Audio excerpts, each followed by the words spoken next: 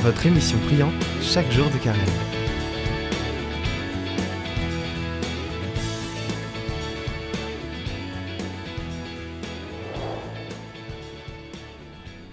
Bonjour, aujourd'hui j'aimerais vous parler de l'importance de la louange.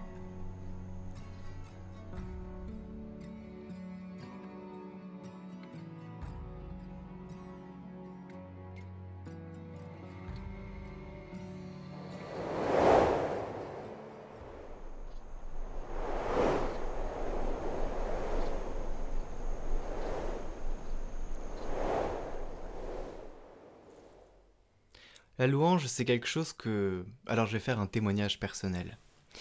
La louange, c'est quelque chose que je ne connaissais pas. Je n'étais pas dans cette disposition, quand j'étais à la messe à l'époque, de louer. Je ne savais pas ce que ça voulait dire. Alors j'entendais ce mot, je le connaissais, je l'utilisais dans le langage courant, euh, mais je ne savais pas vraiment ce que c'était parce que je ne le vivais pas. Et à partir du moment où j'ai commencé à le vivre, eh bien c'était comme un éveil. Vous voyez, comme une fleur qui s'ouvre. Parce que la louange, c'est quelque chose de très, mais alors très puissant.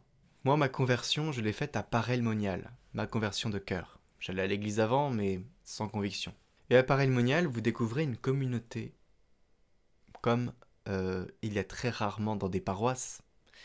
Il y a aussi du matériel. Du matériel pour louer, c'est-à-dire des enceintes, des lumières. Vous avez une scène, vous avez des gens qui chantent très bien, et vous avez beaucoup d'instrumentistes. Et tous les matins, à Paray-le-Monial, aux sessions d'été, vous pouvez louer le Seigneur. Moi, au début, je ne savais pas très bien ce que c'était. Bon, j'arrive là, je vois que c'est des gens qui chantent, il y a un répertoire de chants. Je comprenais pas très bien le concept, mais très bien, moi j'aime bien chanter. Et ils levaient les mains au ciel, ils étaient comme ouverts, tournés vers l'icône géante qui a à Paray-le-Monial au-dessus de la scène. Et vous avez voilà, plein de monde qui sont un peu en rythme. Et moi je me sentais pas du tout à ma place à cet endroit-là, je me dis mais qu'est-ce que je fais là? Alors je vais pas raconter toute l'histoire de Paray-le-Monial, je vais juste parler de la louange. Et donc j'étais assez surpris et au fur et à mesure, vraiment, on entrait dans cette louange, puisqu'il y a des communautaires de la communauté de l'Emmanuel qui prenaient le micro parfois et qui parlaient, et leurs paroles étaient assez inspirées par l'esprit et elles permettaient d'ouvrir les cœurs. Alors, au fur et à mesure des jours, moi j'ouvrais un peu mon cœur, je commençais à louer, chanter. C'est quelque chose que je ne connaissais pas avant et qui vraiment est quelque chose qui a renouvelé ma foi. Parce que la louange, c'est se rendre disponible devant les yeux de son créateur, et c'est louer, voilà, être à l'écoute, le remercier, c'est aussi la puissance de la gratitude, la louange, euh, c'est plein de... on reçoit les dons en fait, parce qu'on invoque aussi beaucoup l'esprit à travers ces chants, et c'est des chants, surtout les chants de l'Emmanuel, qui reprennent les paroles de la Bible.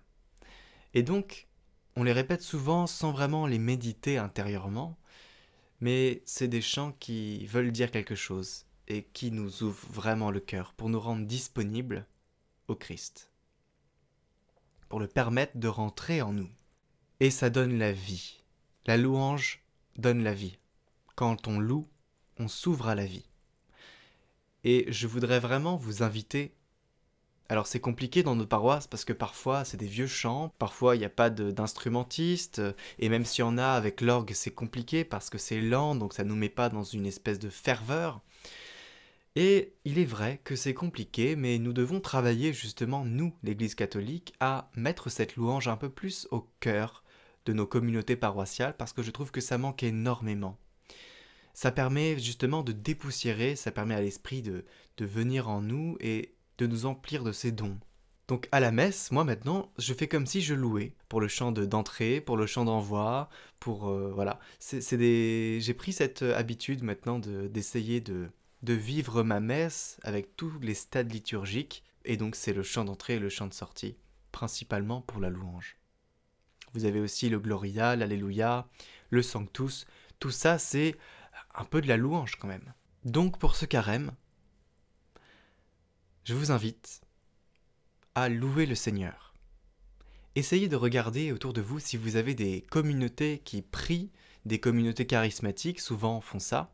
Vous avez Glorious pour ceux qui sont à Lyon, avec l'église Lyon-Centre qui anime dans cette paroisse et qui fait que vous pouvez vraiment louer, vous rendre disponible et ouvrir vos cœurs. D'ailleurs, on le voit, je ne sais pas si vous avez déjà été à cette messe à l'église Lyon-Centre, c'est assez spécial parce qu'on n'a pas l'habitude de vivre la messe comme ça. J'aurais des choses à dire, mais je vais rester sur la louange.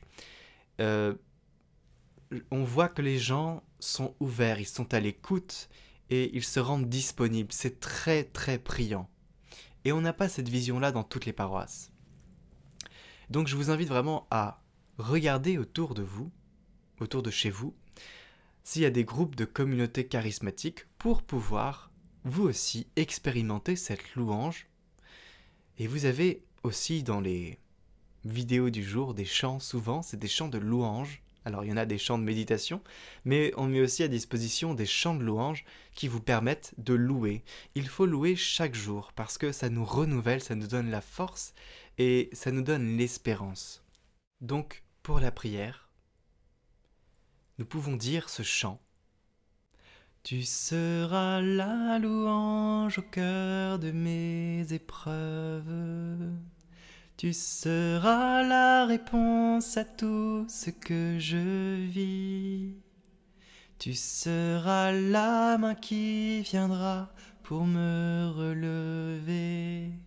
Tu seras ma vie, mon chemin, ma vérité.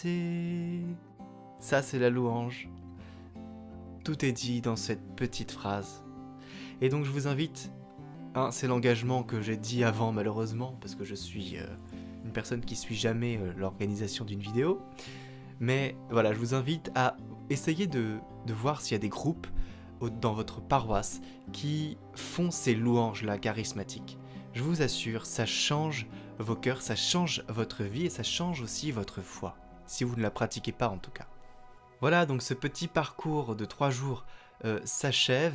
Il était un peu dans tous les sens parce qu'on n'avait pas pu prévoir qu'on allait devoir faire les vidéos et en plus devoir le faire juste avant qu'elles sortent. Mais enfin voilà, je vous rappelle que la semaine prochaine, nous avons le parcours avec Paul Dollier qui nous parlera de l'évangélisation avec son parcours Saint-Marc, qui est un parcours vraiment pour devenir disciple missionnaire.